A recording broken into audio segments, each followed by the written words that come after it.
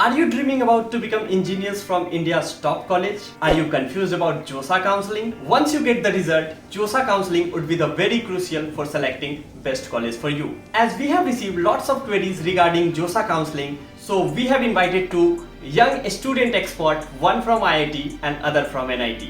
So let's get best out of this interaction.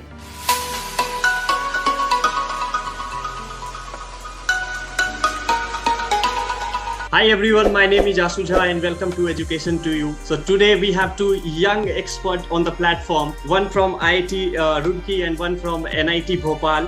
तो मैं दोनों के पास चलूंगा बारी बारी से और उनको की काफी सारे क्वेरी आ रहे थे कि जोसा काउंसलिंग से रिलेटेड, क्योंकि अभी जेईई मेन के एग्जाम चल भी रहे हैं और एग्जाम के बाद जो रिजल्ट आएगा तो वो काफी बड़ा इंपॉर्टेंट प्ले करेगा जब काउंसलिंग स्टार्ट होएगी। तो सबसे पहले चलते हैं IIT रूड़की से शिवानी वर्मा के पास।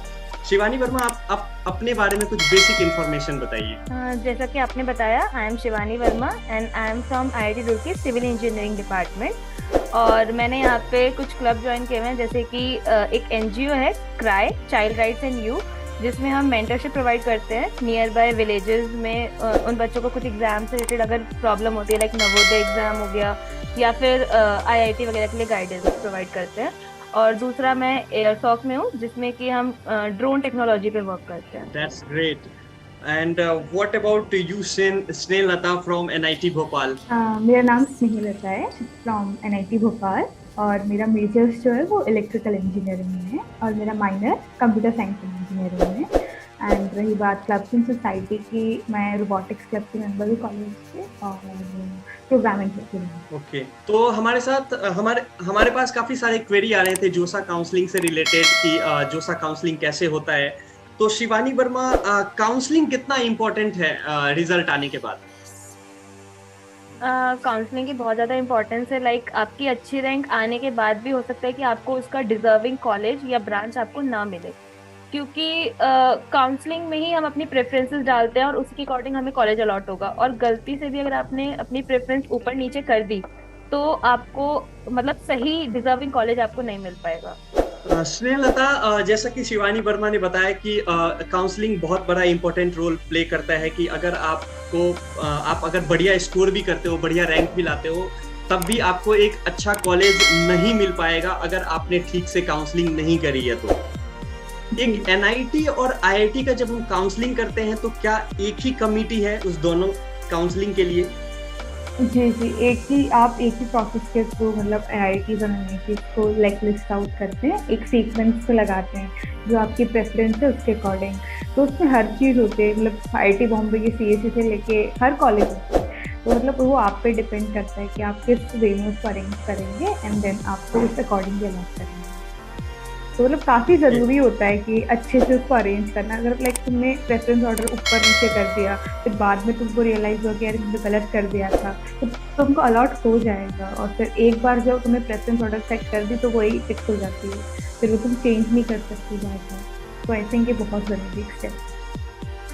अच्छा, जैसे मैंने काउंसलिंग किया शिवानी, और मैंने फर्स्ट प्रेफरेंस पे IIT बॉम्बे में कंप्यूटर साइंस लिया, फिर सेकेंड प्रेफरेंस पे मैंने इलेक्ट्रॉनिक्स लिया, थर्ड प्रेफरेंस पे इलेक्ट्रिकल लिया, और मैं मान के चलता हूँ कि मेरी रैंक इंडिया में टॉप 100 या टॉप 200 में आई है।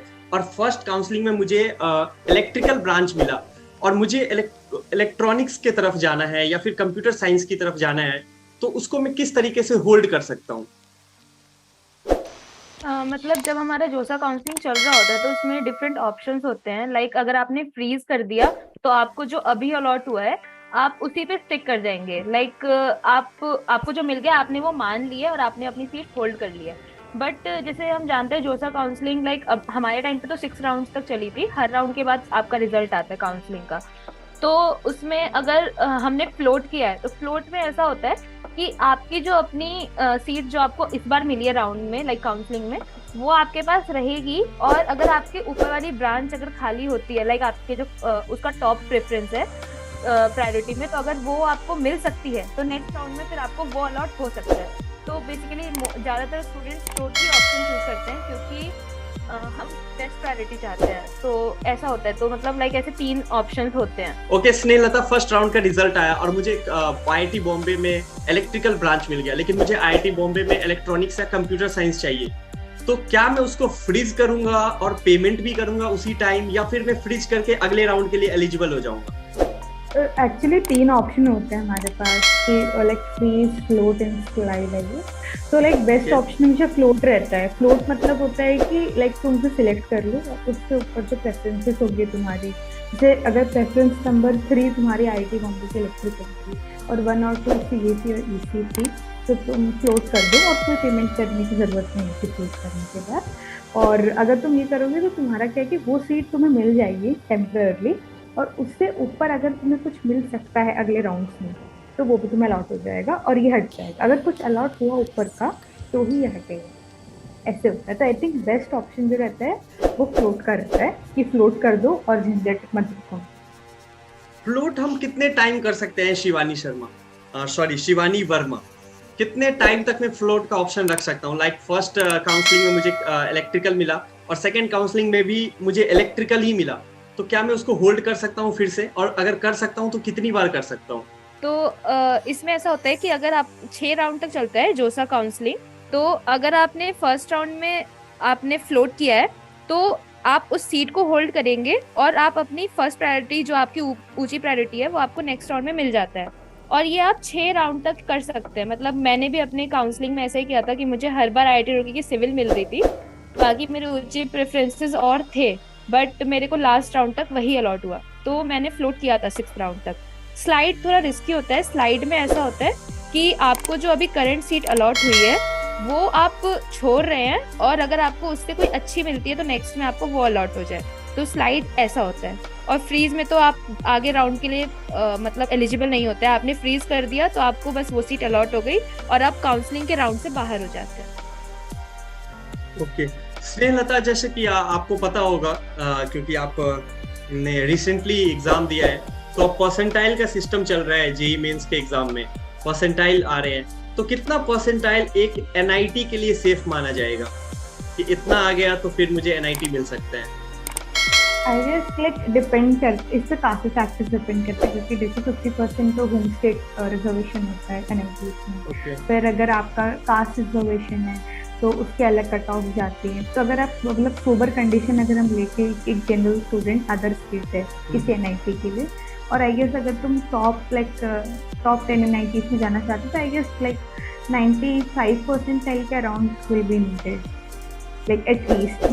लाइक हमारे यहाँ पे लास्ट ब्रांच जो है वो मेटलर्जी है, और मेटलर्जी की कट ऑफ भी 96 तक क्लोज 95 तक क्लोज हो गई थी। तो आई थिंक एनआईटी कॉलेज में भी स्टेट वाइज प्रेफरेंसेस मिलते हैं? लाइक अगर भोपाल में एनआईटी है तो भोपाल के बच्चे को टॉप प्रेफरेंस मिलेंगी? नहीं, ऐसा होता है कि एनआईटीज में क्या होता है 50% स्टेट रिजर्वेशन होता है। हर स्टेट में एक एनआईटीज होते हैं। तो जैसे कि जो स्टूडेंट एनआईटी भोपाल मध्य प्रदेश में, तो मध्य प्रदेश के बच्चे ही 50% सीट्स पर रहते हैं। तो वो उनके लिए फिक्स है कि वो 50% सीट सिर्फ एमपी के स्टूडेंट्स ही ले सकते हैं। तो वो उनके लिए एक बेनिफिट है। इसका मतलब ये नहीं है कि मतलब अगर हाँ ये भी हो सकता है कि वो जल्दी उसकी मतलब हाई कट ऑफ चला जाए। जैसे उत्तर प्रदेश में क्या होता है कि होम स्टेट कोटे की जो रैंक्स होती है वो ज़्यादा अच्छी होती हैं as compare to other state. पर एमपी में आई गेस ऐसा सेम ही होता है, होम स्टेट और अदर स्टेट बराबर रैंक पे आते हैं। तो ये होता है कि 50% स्टूडेंट्स जो होते हैं वो होम स्टेट मतलब मध्य प्रदेश के होंगे और 50% बाहर के होंगे। तो अगर आप एक सोबर कंडीशन लेते हैं कि एक अदर स्टेट का बच्चा है और वो अच्छी एनआईटी में डिसेंट ब्रांच में जाना चाहता है, एटलीस्ट आई गेस 95% है। Okay, now we are talking about the mindset of today's आजकल के जो बच्चे होते हैं वो कंप्यूटर साइंस को लेकर काफी ज्यादा फोकस्ड होते हैं। Like you are from civil branch from IIT Roorkee, तो क्या आपने नहीं सोचा कि मैं थोड़ा सा लो आईआईटी में आके रैंकिंग वाइज और मैं कुछ बेटर ब्रांच के लिए जाऊं, या फिर आप कॉलेज और ब्रांच में के रेफरेंस में आप कॉलेज को ज्यादा प्रेफरेंस दे रहे थे? हाँ, मतलब मैंने अपने कॉलेज को ज़्यादा प्रेफरेंस दिया एज कम्पेयर टू ब्रांच, क्योंकि मतलब मुझे ऐसा था कि मुझे आईआईटी कल्चर में पढ़ना था, क्योंकि यहाँ का बेसिकली कल्चर बिल्कुल डिफरेंट होता है अगर मतलब बाकी कॉलेजेस का देखें। क्योंकि जितने भी आईआईटीज़ हैं उसमें एक अलग मतलब कोर्स फॉलो होता है। तो एकेडमिक वाइज भी यहाँ पे डिफरेंट होता है। और रही बात, तो अब ऐसा देखा जाता है कि आईआईटीज और एनआईटीज में ब्रांच मैटर नहीं करती है, क्योंकि यहाँ पे सभी लोग कोडिंग कर रहे होते हैं। और यहाँ पे जो प्लेसमेंट कंपनीज भी आती है, लाइक वो 90% से ज्यादा एग्जैक्टली मतलब वो कोडिंग वाले ही होती है, उन्हें सॉफ्टवेयर वाले ही हायर करने होते हैं। तो यहाँ पे कोई ब्रांच क्राइटेरिया नहीं लगता है।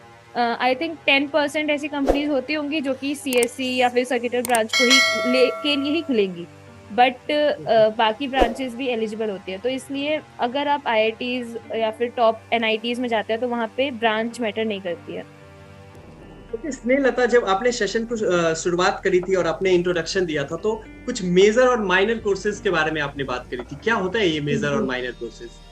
एक्चुअली ये डिपेंड करता है, I guess, IITs to NITs, मतलब कि कॉलेज का अपना अपना। जैसे कि अगर आप एनआईटी भोपाल की बात करेंगे तो यहाँ पर लाइक जैसे सबकी डिग्री एनरोलमेंट होता है, ऐसा मेरा इलेक्ट्रिकल इंजीनियरिंग में एडमिशन हुआ था। लेकिन फर्स्ट ईयर का जो कोर्स होता है वो ऑलरेडी सबका सेम होता है, irrespective of CBSE EC, her branch के बच्चों को सेम पढ़ाई होती है। तो उसके बाद जो रिजल्ट आता है उसके अकॉर्डिंग जो टॉप 10 स्टूडेंट्स होते हैं कॉलेज के, उनको अपॉर्चुनिटी मिलती है कि अगर वो चाहें तो वो मेजर्स के साथ माइनर डिग्री भी ऑप्ट कर सकते हैं। तो तब मैंने माइनर डिग्री ऑप्ट करी थी सीएससी की, क्योंकि मेरा जो सीजीपीए था वो एक्चुअली उस कैटेगरी में फॉल कर रहा था। तो मैंने फिर सीएससी माइनर भी ऑप्ट किया था। तो उसमें होता है हर सेमेस्टर में एक एडिशनल सब्जेक्ट कंप्यूटर साइंस का अपनी इलेक्ट्रिकल की डिग्री के साथ भी पढ़ना है। एक चीज में काफी इम्पोर्टेंट चीज है जो इस सेशन को कराने का पर्पस ये है कि एजुकेशन टू यू पे जो लोग क्वेरी कर रहे थे कि जोसा की काउंसलिंग के ऊपर एक सेशन प्लान करें, तो मैंने एक सेशन प्लान किया कि क्यों ना एक आईआईटी और एक एनआईटी स्टूडेंट के साथ बैठ के एक बेटर अप्रोच के साथ हम बात कर सकते हैं। और इस सेशन को देखने के बाद अगर किसी बच्चे की क्वेरी आती है कि लाइक कैसे जोसा की काउंसलिंग करनी है, क्या प्रेफरेंसेस रहने हैं, क्या प्रेफरेंसेस रखने हैं, तो आप उस टाइम पे बच्चों की हेल्प करेंगे। ये एजुकेशन टू यू और पूरा इंडिया चाहता है कि जो लोग देख रहे हैं तो उस टाइम पे आप बच्चों की हेल्प भी कर सकते हैं, और ये सबके लिए बहुत अच्छी बात होगी।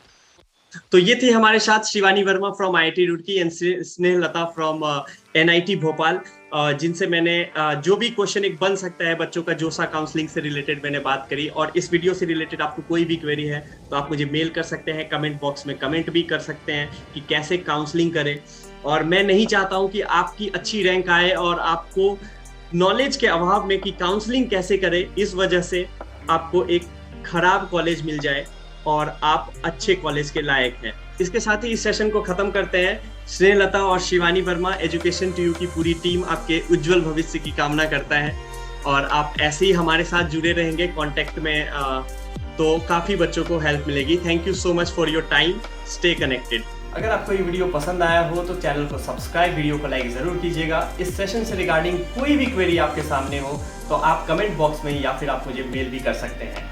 हमारे एक्सपर्ट आपको जोसा काउंसलिंग में जरूर हेल्प करेंगे। अगले वीडियो में मेरी और आपकी फिर से मुलाकात होगी। तब तक के लिए नमस्कार, धन्यवाद। देखते रहिए एजुकेशन टू यू।